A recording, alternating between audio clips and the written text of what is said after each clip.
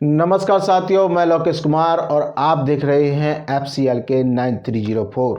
मेरे प्रिय साथियों, जैसा कि आपको पता होगा कि जब 1945 तक द्वितीय विश्व युद्ध बड़े भयंकर तरीके से लड़ा जा रहा था।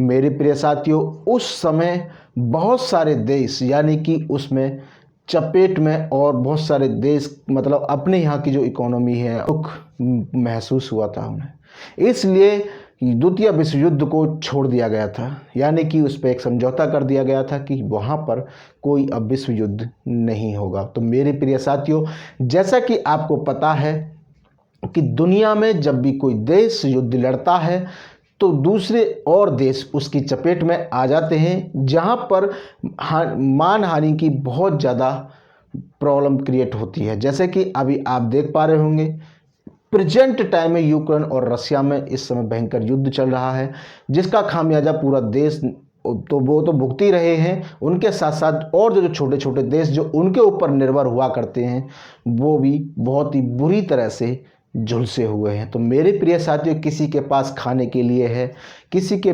पास नहीं है, किसी के पास पहनने के लिए है, किसी के पास नहीं है। इसी प्रकार जब द्वितीय विश्व युद्ध 1939 में चल रहा था तो बहुत सारे देश इसकी चपेट में आए थे।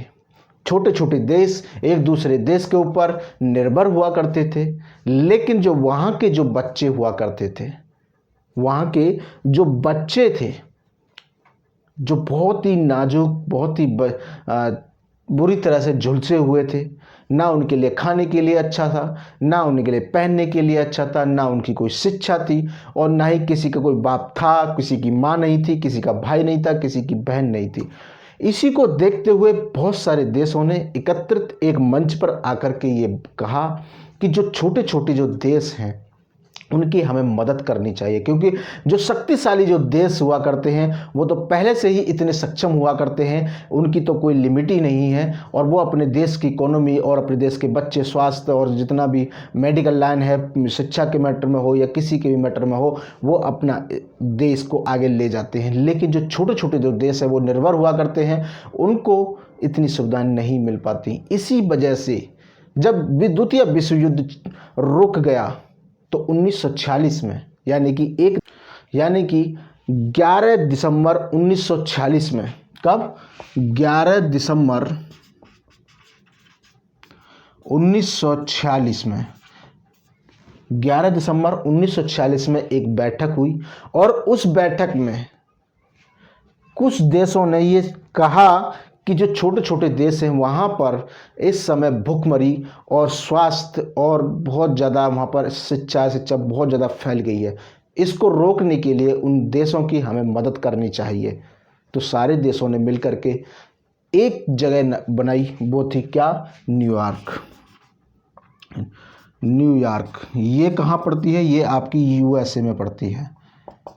USA में ये जगह पर मीटिंग हुई, ये इसका मुख्य कार्यालय बनाया गया और यहीं से नाम दिया गया यूनिसेफ। क्या? यूनिसेफ। अब ये यूनिसेफ होता क्या है, इसके बारे में पूरी डिटेल में हम जानेंगे। जैसा कि मैंने अभी तुमको बताया है कि कोई भी देश जब लड़ाई लड़ रहा होता तो जो और देश उसके ऊपर निर्भर होते हैं बहुत बुरी तरह से वो भी उनके साथ साथ झुलसते हैं।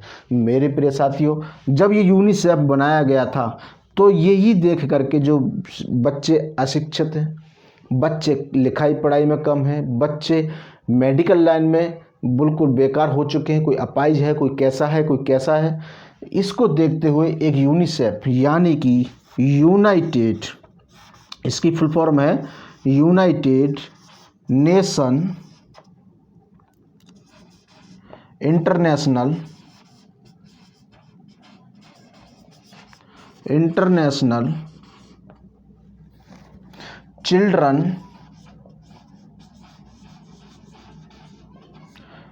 चिल्ड्रन इमरजेंसी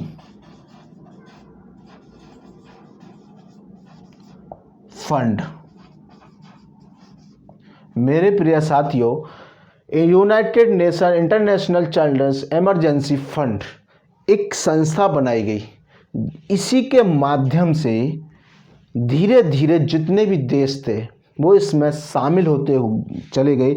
अब प्रेजेंट टाइम अगर हम देखेंगे इसका आंकड़ा तो लगभग 192 देश इसमें शामिल हो चुके हैं। जहां पर भी ये लोग देखते हैं कि कोई भी देश अपने बच्चों को पढ़ाने में, अपनी शिक्षा देने में, अपने यहाँ पर मेडिकल सुविधा ना देने के कारण बच्चे अशिक्षित रह जाते हैं, अपाहिज रह जाते हैं या फिर किसी तरीके से अनावश्यक बीमारियों से मर जाते हैं, तो ये जो संस्था है ये वहाँ जा कर के सर्चिंग करती है, देखती है वहाँ पर बच्चों को गांव-गांव जा कर के, घर-घर जा कर के ये चेक करती है कि कोई भी बच्चा किस बीमारी से ग्रसित है या फिर कोई भी देश किस तरीके से इस बीमारी से लड़ रहा है। या जैसे कि अभी आपने देखा होगा कि कोरोना में बहुत सारे देश चपेट में आए हैं, बहुत सारे के पास पैसा नहीं रहा, बहुत सारे के पास बहुत सारी सुविधाएं नहीं रही। इसी को देखते हुए ये संस्था बनाई गई थी। कब? 11 दिसंबर 1946 को, द्वितीय विश्व युद्ध के बाद ये सारी चीज़ें सामने आने लगी थी। अब इनकी फुल फॉर्म है United Nation international child emergency Fund. मेरे प्रिय साथियों, ये उस समय हुआ करती थी। इसको अगर हम हिंदी में कहें तो ये बनेगा आपका हिंदी में बनेगा संयुक्त राष्ट्र अंतर्राष्ट्रीय बाल आपातकालीन कोष। लेकिन इसको कुछ दिन बाद चेंज कर दिया गया और इनमें से बहुत सारी चीज़ों को हटा दिया गया। तो अब वो कौन कौन सी चीज़ों को हटा दिया गया, वो बहुत छोटा नाम क्या है कि यहाँ इसमें से यूनाइटेड निकाल लिया गया है और आपका ये नेशन निकाल लिया गया है और ये चाइल्ड और फंड को निकाल लिया गया है। अब ये क्या करता है कि और देशों से पैसा एकत्रित करता है और देशों से पैसा एकत्रित करने के बाद जो और देश हैं उनमें ये मदद करते हैं, जाते हैं, चेक करते हैं। अगर वहाँ का माहौल अच्छा है तो उसको फंड नहीं देते और अगर नहीं दिख रहा है उन्हें कि हाँ यहाँ पर फंड देने की ज़रूरत है तो वहाँ की गवर्नमेंट से बात करते हैं, उनको समझाने का प्रयास करते हैं, तो वे अपनी ओर से एक लोन प्रोवाइड कराते हैं।